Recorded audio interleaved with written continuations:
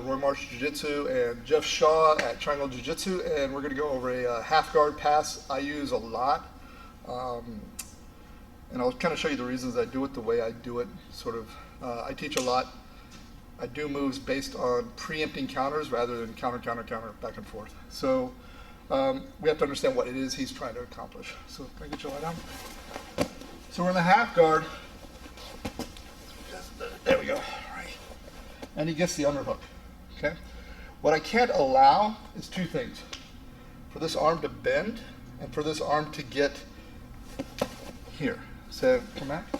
No, just lay back, please. If I'm above his elbow, it's going to be hard for me to put weight. Lift your arm. It's going to be hard for me to put weight down on his arm.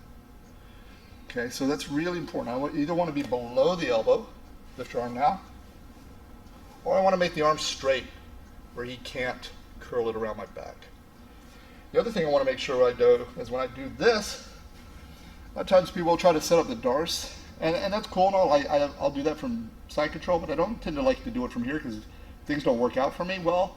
I get my bag taken. So if I try to reach up and do a whizzer, for instance, this way, he swims his arm out, he's going to be on my back. Okay, so I got to make sure that he can either retract his arm or curl it and lift it. Okay, so I want to keep it straight. So the moment that he comes with the underhook, I'm going to take my overhook, I'm going to reach down towards his hip. This does two things. Make sure that he cannot put me back into closed guard. If I'm like this, he doesn't like it, you just go right to closed guard. Okay? And I'm going to put my hand, and I'm going to eventually rotate my palm to face him. I'm going to put a lot of strain. It's going to be, I've even arm locked people from this position. Put a lot of strain right on his elbow. So he's here, and he gets a good underhook. Here. I like to control this arm just in case there's deep half guard problems. And this is blocking that leg. And I'm going to turn. Keep your half guard. Even if he's trying to keep half guard, when I put enough pressure on that elbow, his legs will pop open. Pull your arm out. Can't. Here. Okay? You feel the pressure on his elbow, right? Mm-hmm. Now from here, once I'm here, I'm going to go ahead and cross face, reach for the head. I'm going to open with this arm, and then this hand is actually going to open his hips too. And we got our position of control. Let's turn a little bit more this way this time. Okay. So again, I'm not doing any sort of bend. I'm not like at his hip. He gets a good underhook. Here. And I'm not sprawling this way. Keep a half guard. I'm putting all my pressure. Pull your arm out. Feels like it's being arm locked, right? Mm-hmm. Here. Put me in guard. Can't. Here. Once I'm here, cross face. This arm opens out. Right arm opens out.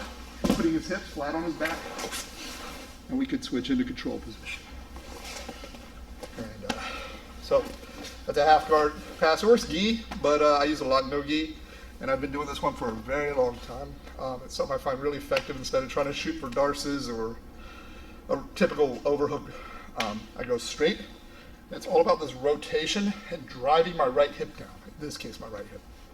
And thanks again to Jeff Shaw, Triangle Jiu-Jitsu, and check out Roy Marsh, jiujitsu.com.